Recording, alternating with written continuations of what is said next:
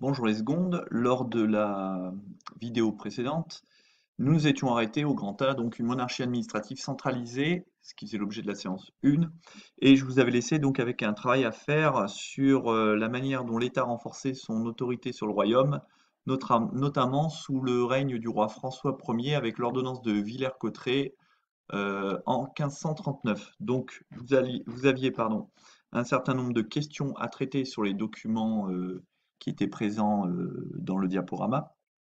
Donc à ceux qui m'ont envoyé leur travail, je leur ai renvoyé la correction. Pour faire une petite correction rapide sur cette vidéo, donc à la première question, quelles sont les nouvelles normes établies par l'ordonnance de Villers-Cotterêts pour la rédaction des documents administratifs? Si on s'appuie notamment sur l'ordonnance elle-même et des extraits de l'ordonnance, notamment les articles 110 et 111, on voit que dorénavant, afin qu'il n'y ait aucune ambiguïté ou incertitude sur les arrêts de justice promulgués au nom du roi, eh bien, il est important, pour qu'il soit intelligible, qu'il ne soit plus écrit en latin, mais qu'il soit écrit en français. Cette ordonnance de Villers-Cotterêts est très importante car elle fait du français, en quelque sorte, la langue officielle de tous les actes de justice. Euh, Ainsi, cette langue qui est mieux maîtrisée, mais qui est la langue du roi, permettra donc que la justice soit davantage intelligible et moins interprétative, et qu'elle soit la même surtout dans tous les lieux du territoire soumis à l'autorité du roi François Ier.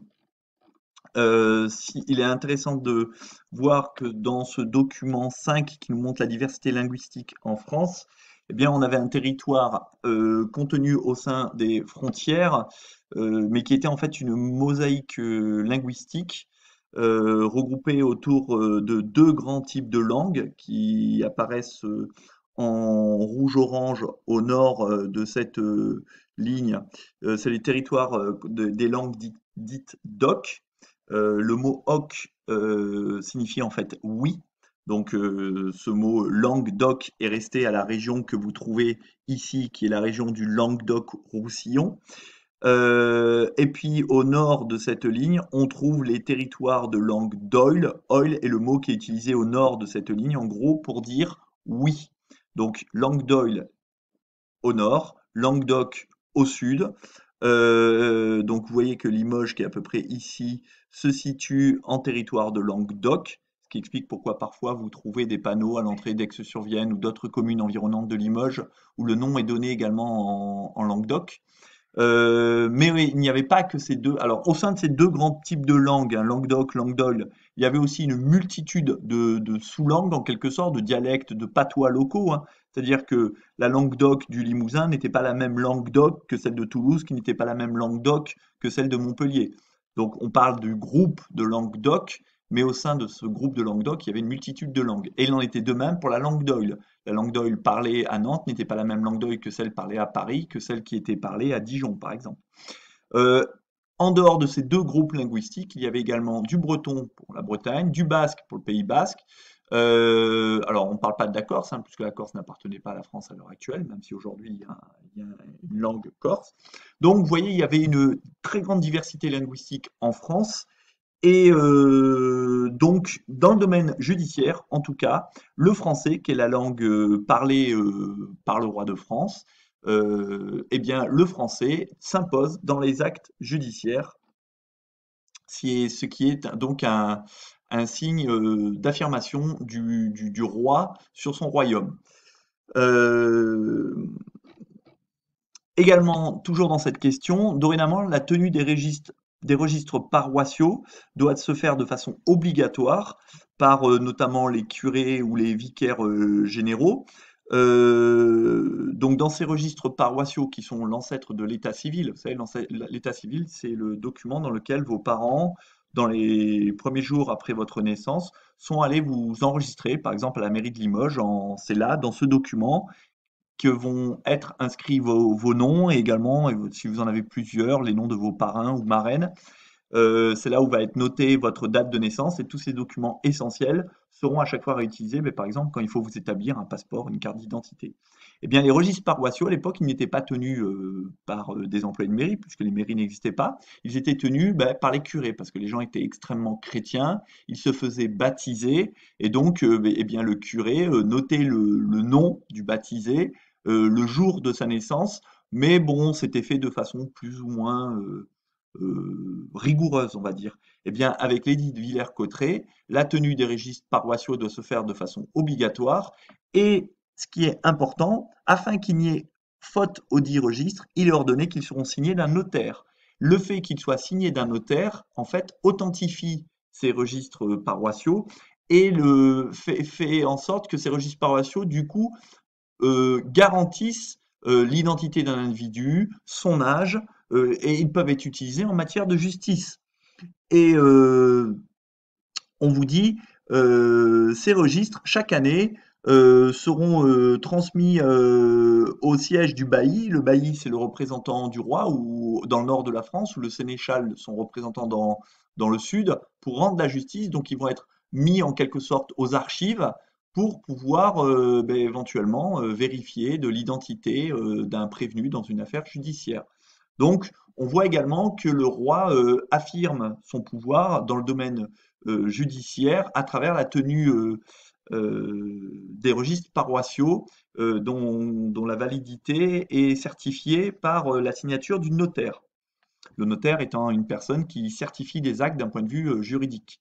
C'est pour ça que vos parents ou vos familles doivent y avoir recours lorsqu'ils font par exemple un contrat de mariage, un testament. Il faut passer dans une vente d'un bien immobilier ou l'achat. Il faut passer devant un notaire qui authentifie cet acte d'un point de vue juridique. Donc tout cela fait que, pour répondre à la question 1, quelles sont les nouvelles normes établies par l'ordonnance de Villers-Cotterêts pour la rédaction des documents administratifs, que dorénavant, tous les actes judiciaires doivent se faire en français et non plus en latin, afin d'être mieux compris.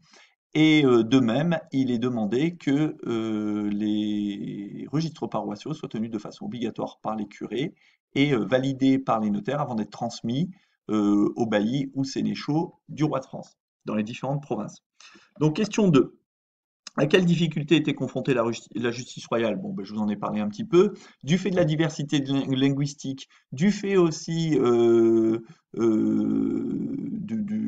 comment dire, du fait que le latin était la langue employée dans les cours de justice, eh bien, et que cette langue était peu maîtrisée par la plus grande partie de la population, eh bien souvent, il fallait interpréter les décisions de justice, les traduire. Les traductions et les interprétations n'étaient pas toujours les mêmes selon les différents lieux du royaume, ce qui fait qu'une même loi n'était pas forcément traduite, interprétée de la même façon que l'on soit en Bretagne, dans le Pays basque, en Languedoc ou en Languedoc. Donc là, il y a une forme d'uniformisation de la justice. Et puis surtout, c'est important, le français devient la langue officielle des actes juridiques. C'est pas encore la langue officielle de la France, mais en tout cas, c'est la langue officielle de tous les actes juridiques. En quoi elle facilite les procédures de justice? Ben, déjà en les unifiant dans tout le territoire et également en permettant donc aux justiciables de pouvoir prouver leur identité via justement les registres paroissiaux, de pouvoir prouver qu'ils sont baptisés, qu'ils se sont mariés, qu'ils ont fait un testament, etc. Question suivante. En quoi cette ordonnance permet-elle au roi de mieux connaître sa population? Eh bien là, par le biais des registres paroissiaux, il sait donc exactement quel est l'âge des habitants de son royaume, quelle est leur identité, ce qui est notamment utile quand il faut, par exemple, établir de nouveaux impôts en fonction de l'âge ou bien lorsqu'il faut appeler des hommes à faire leur service dans l'armée en cas de conflit. Et enfin, dernière question, donc comment l'ordonnance permet-elle concrètement de renforcer l'autorité du roi? Eh bien, le roi de France qui donc règne sur un territoire très divers linguistiquement, en faisant de sa langue, le français, la langue de tous les actes juridiques et non plus le latin, il renforce en quelque sorte sa domination sur la justice qu'il renforce encore plus en obligeant les notaires donc à contresigner les registres paroissiaux et en obligeant ces registres paroissiaux à être transmis aux représentants du roi dans les provinces pour rendre sa justice, donc les baillis dans le nord du royaume et les sénéchaux dans le sud. Donc tout cela amène, ou du moins renforce, l'autorité du roi sur son royaume, alors que auparavant, elle pouvait être plus ou moins contestée, plus que les décisions de justice en soi étaient contestables, plus que pas forcément, euh, plus que soumis à des interprétations, hein, puisque le latin, il fallait le traduire, et surtout qu'elles n'étaient pas les mêmes de partout dans le royaume. Donc le roi de France ainsi uniformise sa justice et renforce sa domination sur son royaume. Alors cette ordonnance, elle est souvent considérée comme la première fois que le français est considéré comme la langue officielle du royaume de France. Ça reste, vous l'avez vu, un petit peu exagéré. Le français ne deviendra finalement la langue de tous les Français qu'à partir du moment où tous les Français devront se rendre à l'école, c'est-à-dire avec les lois de Jules Ferry en 1881-1882, plus que jusqu'à ces lois, eh bien, dans chaque région de France, il y avait son patois, hein. Il suffit de penser à vos grands-parents peut-être, ou vos arrière-grands-parents s'ils sont encore vivants, qui parlait le patois limousin, qui malheureusement est en train de disparaître, même si certaines écoles comme la Calandrata à Limoges essayent de le faire survivre. Il faudra donc attendre que tous les Français, de façon obligatoire, se rendent à l'école et apprennent le français pour que les patois locaux finissent petit à petit par disparaître, notamment dans un but, par exemple, militaire, car il était important que tous les hommes combattant pour l'armée française comprennent le français et ne parlent pas chacun sa propre langue. Donc, de dire que l'édit de Villers-Cotterêts en 1539 rend le français langue officielle du royaume est un peu exagéré. On va dire que le français devient la langue officielle de la justice, ce qui est déjà un progrès en soi. Donc, pour résumer, dans le cours, je vous ai écrit que le développement de l'autorité royale qui a commencé au XIIIe siècle avec les rois capétiens, hein, Philippe Auguste, par exemple, Saint-Louis, Louis IX, eh bien, ce développement de l'autorité royale va s'accélérer au cours du XVIe siècle, puis avec les rois suivants, avec la mise en place progressive d'une administration forte. L'administration, ce sont donc tous les personnages qui travaillent au nom de l'État, qui travaillent pour l'État. Par exemple, en France, les enseignants font partie de l'administration, puisqu'ils travaillent pour l'État. Donc une administration forte et donc un perfectionnement de l'appareil d'État. L'appareil d'État, donc ce sont tous les organismes, toutes les personnes qui travaillent au nom de l'État. Et donc cet appareil d'État va être de plus en plus fort et va contrôler de mieux en mieux le royaume. Donc au XVIe siècle, la France reste, on vient de le voir avec l'ordonnance de Villers-Cotterêts, une mosaïque linguistique. Un mosaïque, vous voyez, parce que c'est fait avec plein de petits carreaux de couleurs différentes. Eh bien la France, c'est aussi plein de petites langues différentes qui se juxtaposent. Et ça reste encore une mosaïque juridique. Donc l'État, il ne fait pas disparaître les coutumes, car les coutumes, c'était en parallèle de la justice royale, des traditions, on va dire, ou juridiques qui existaient dans certaines régions. Donc elles ne disparaissent pas totalement. De même, je vous l'ai dit, l'édit de Villers-Cotterêts ne va pas faire disparaître les langues parlées dans le pays, hein. Aujourd'hui, on parle toujours basque, breton, corse, même un petit peu occitan. Mais cet édit va surtout harmoniser cet ensemble plutôt disparate. Donc il est adopté sous François Ier et il va être notamment validé par la Cour de justice du Parlement de Paris le 6 septembre 1539. Donc le français devient la langue administrative du royaume. L'administration de la justice est également réformée en profondeur. On l'a vu notamment par le biais des registres paroissiaux. Donc une ordonnance, puisqu'on parle de l'ordonnance de Villers-Cotterêts, une ordonnance est un acte législatif du souverain qui se distingue de l'édit par sa portée plus générale. Donc une ordonnance a une portée plus générale qu'un édit qui traite plutôt d'un sujet particulier, alors que l'ordonnance concerne tout le système judiciaire.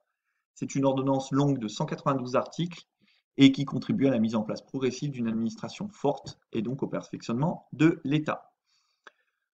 Le roi, lui, il gouverne pas seul. Ce n'est pas une monarchie absolue, et même dans la monarchie absolue de Louis XIV, le roi ne gouvernera dans le fait pas totalement seul. Il est accompagné de ministres. Alors ici, le roi ne gouverne pas seul, il gouverne à l'aide d'un conseil où siègent ce qu'on appelle les grands du royaume.